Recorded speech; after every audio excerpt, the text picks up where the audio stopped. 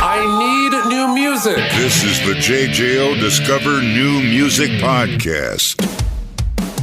How are you, my friend? I couldn't be better. Good. I was hoping so. Well, let's get right into it because this is very exciting. Exciting for listeners. Exciting, I know, for you and this next kind of journey in your musical career. And I mean, we'll touch on this because it's no secret. You were formerly with Five Finger Death Punch. You left the band in 2020.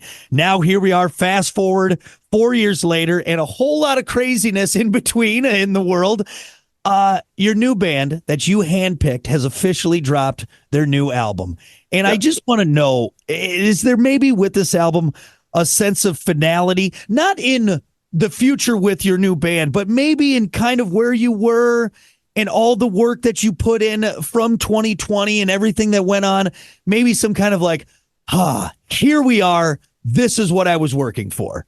Oh, God, yeah. The record was finished in January of 2023. And then if you back up from there, I started working on this record in 2020. So, yes, of course, there's an extreme amount of relief that we're on to phase two. Right. Were you just waiting for that right time and that final spot where you're like, yes, this is the time for Flat Black to do this? Well, what I've learned is that in the music business, timing is critical. And when, we sort of did the album on our own. I co-produced the record. We did a lot of it here at my home studio.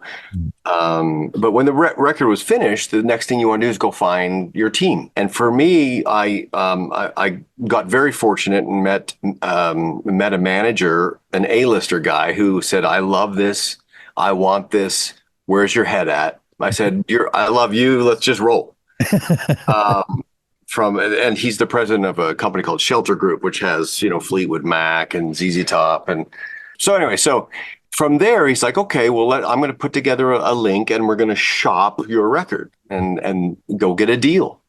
And that takes time. I'm flying around, meeting people, having dinners, shaking hands, entertaining. What label do we want? There was a few offers. And so we had to sort of like develop a feel, which place feels right. I'm sure I'm speaking for a lot of people out there. We're excited to see this next step with Jason Hook and what you have lined up for us. And people seem to be really eating this up. I do want to know, going back now to 2020 and you starting this next chapter for you, did it take long to find your creative voice? Because, you spent a lot of time with the previous band and doing other stuff, writing a certain way, producing a certain way, touring a certain way. Did it take a bit for you to find yourself, or did you know, like, all right, I got it. This is what I've been wanting to do creatively? I've been doing this a long time. And I think that this is just sort of a natural extension of, in the prior situation, we worked very hard. There were no breaks. Everything was back to back. And that was deliberate. Like, we were very serious about where we wanted to take that. And it requires a lot of hard work. So when it wasn't in that and I'm starting something new, it really just has to do with a lot of hard work, wake up early and do it every day. And eventually you'll get there. So I didn't have to really change my style or think about how to do something different. I think the best thing I can tell you about Flat Black is it's authentically me, and that's all I've ever done. Right. And the only difference is that I don't really have to have any sort of partners all sort of agree on the same thing. I would bring, I can do whatever I want. Like if in the prior situation, I would bring in a bunch of material and some of it would be rejected. And I would be like, wow, that's strange. I would have thought that would have been a perfect fit. But that's the dynamic of a team, of a partnership, right? And in this band, I don't really have to get like a committee majority vote or anything. I can just say, I like all 12 songs. You use all of them. I love it. When you have kind of unlimited space, can you be obviously more creative, but also more critical on yourself? How's that mind space work for you? I would say the latter of the two. I am definitely hypercritical. I have a problem with pickiness to a point where I know I drive everyone crazy because I can't settle. Like, to me, I only hear music one way. It's either right or wrong. And when it's wrong to me, I can't let it go. And maybe I'm tortured by that, but I do get results. So, Mutt Lange is kind of the same way. He'll spend however long it takes for it to be right for him. And, and some people go, I can't dissect that. I don't understand that. Why? But who cares? It's, that's how I work. Yeah. So yes, for Flat Black, 10 times more critical because look, I'm trying to re-enter the atmosphere off the heels of something that was Goliath in success. So I don't have the luxury to half-ass it or just like rush it. Yeah. Yeah. Well, and I don't think any of us assumed you would. And now here we are with Dark Side of the Brain from Flat Black, what you have been working towards all this time, being able to, to take this own path, edge out this own path, really find Jason Hook as an artist that you've had before. But I think we're just all excited because we're all familiar with you. We all know and love you. And it's so cool to see this next step. Listen, rate, share, subscribe. Discover new music now at WJJO.com, in the JJO app, or wherever you get your podcasts. Rock has a new interview every Thursday evening between 6 and 7. 94.1 JJO. I need new music. This is the JJO Discover New Music Podcast. On the album, I do want to talk about something that I know got a lot of people excited. I saw it and listened to it and got excited. You feature the one and only Corey Taylor, one of the thickest necks in the rock world. The guy's got a tree trunk on his shoulders.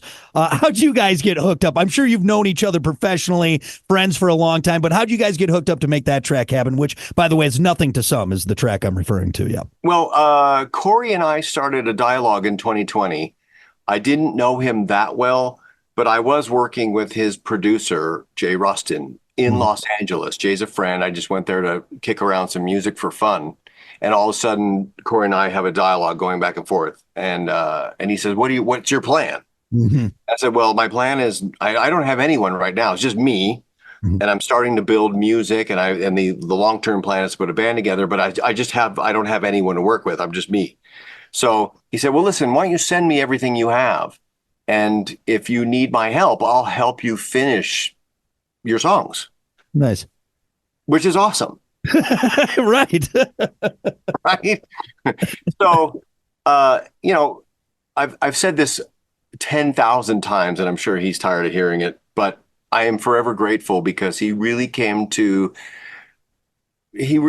out to be a friend at a point in time where I really could have used a friend, and not just a friend, but a musical, it lifted my spirits because he comes in and goes like, I'll bang these out for you. And then you have some finished stuff. Can you imagine the excitement? I have a tremendous amount of respect for the guy as an artist. I love what he does. We did 5 songs together. Awesome. And I just, when it came down to the final 11th hour, I said, I got to ask him if he would want to. I think the idea was that my singer was going to sing the songs that he wrote. But I really wanted to see if he would be willing to donate his vocal to a song on the record. And so I picked the gnarliest song of the batch. and he agreed to be the only guest on the record. I love it. Well, and for your only guest, you knocked it out of the park, and that's awesome that he got to be a part of that, and also, like you said, in that journey that you've taken from the start of all this and where we're at now with Flat Black. Well, that's awesome. Is there a track that maybe really speaks to you, resonates with you off this record, maybe more than the other ones? It's tough. We wrote 30-something songs, and so essentially what you get is the 14 that were my favorite. So it's tough. But if I had to pick, I think the opening track, It's Okay to Be Angry, I think that's one of the most interesting and creative songs. I was reading a self-help book, and that literally was a chapter, like chapter 4, It's Okay to Be Angry, and it breaks it down. So I thought, I'm going to use that. I think people are in for a real treat. I know you guys are busy now at this point, especially with everything officially being out. What's kind of the next step for Flat Black? I mean, obviously enjoying this, basking in the glow of a new record, but what do you got in the pipe? Because it doesn't seem like you guys are slowing down at all. What's left now is just to tour and not stop. We have to, I think awareness is the next hurdle, the awareness, right? Anyone that's heard the record seems to have this sort of weird addiction to it, but I just don't think enough people are aware. So I get people hitting me up saying, "Can you put me on the guest list for Death Punch?" And I haven't been there in 4 years. So there's obviously a bit of an awareness problem. So touring and press. Love it. I love it. I'm sure that's the lower end of the stuff you are enjoying doing, but the touring on there, at least the press part anyways, we're really excited for you guys. Again, Flat Black, Dark Side of the Brain, out now. Plenty more to come from Jason and his crew. Last question with this before we get to rapid fire, and I don't want to go all Masterpiece Theater, James Lipton on you, but what do you hope the band takes away from this record? And what do you hope the fans, the ever-growing addicted fans of Flat Black, take from this record? To me, music is just supposed to deliver an emotion, a feeling, really. It's the same reason why they put music in films, because it's supposed to create a bed track that sets the emotion for that scene.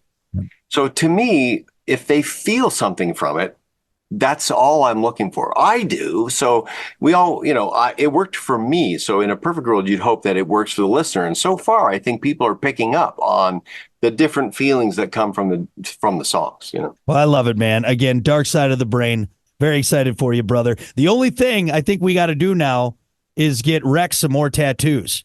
He just sticks out like a sore thumb in that band. We got to get him covered up, man. He looks like a baby in there. He does. I'll give you his number and you can have that talk with him. Does he have any at this point or not? No, he doesn't.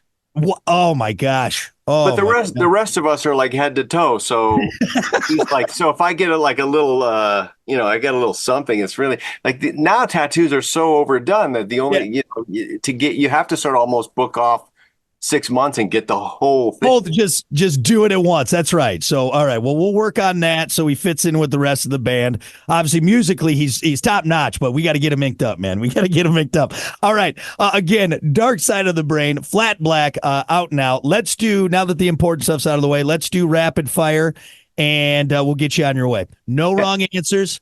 You just go with your gut. You go with your gut. Let's start off simple. Mashed potatoes or baked potato? Baked potato. All right. Disco or techno? I'll go disco. Disco. All right. I can see you in some bell bottoms, polyester shirt. I think we could do that. Well, I was made for loving you, right? Hey, Kiss wrote a disco song. We can take that. We'll take that. Soaked jeans or damp socks? These are weird questions. That's what I do. It's what I do. I'll go soaked jeans. Yeah, I mean, there's no good answer for it. Here's the thing. You're probably used to that Vegas heat, though, at this point, which is just disgusting. What is it out there, right? It's probably cooled off a little bit, right? It's cooled off a little bit, but only a month ago it was up above 110. Are you one of the Vegas residents that say, well, it's a dry heat, so it's okay? Is that... Well, truth be told, dry heat doesn't, the humidity is an extra level of discomfort. Right. Oh, man. All right. Would you rather see Bigfoot or the Loch Ness Monster? Ooh, Loch Ness. Now, whenever I ask this question for one reason and one reason only. Do you know the theory behind the Loch Ness Monster now? Have you heard? Mm-mm. So some scientists believe that the Loch Ness, the famous photo, is actually just a whale penis. So apparently when certain whales breach the water, and so I always do this example so you can kind of see, and it looks, so if you imagine a pervy whale just coming up, and it just, now that's what they think it might be. Oh, is that, so I'll have to look that up. You're right. Exactly. I'm not saying I know the science behind it, but it's just something I heard, and I just like to imagine a whale with like a thin mustache and like rose-colored glasses, just a real pervy whale out there. All right. Would you rather fight one horse-sized duck or 100 duck-sized horses? Jeez, maybe a horse-sized duck. Okay. You gotta take because they only have legs. They have wings. Well, gotcha. I got it. Okay. I think so. So the thing will be big, but it can't grab me. Smart thinking. I like that. A lot of people take the little ones. They feel they just kick them, but I think 100 is too many. I think it's too many. So I like your choice. Jason, thank you for humoring me. More importantly, thank you for talking new music. Again, the brand new album from Flat Black, Dark Side of the Brain, out now. We wish you nothing but the best, my friend, and we can't wait to see you around the bend. All right? Thank you, Brock. Thanks for having me on. Listen, rate, share, subscribe. Discover new music now at WJJO.com, in the JJO app, or wherever you get your podcasts. Rock has a new interview every Thursday evening between 6 and 7. 94.1 JJO.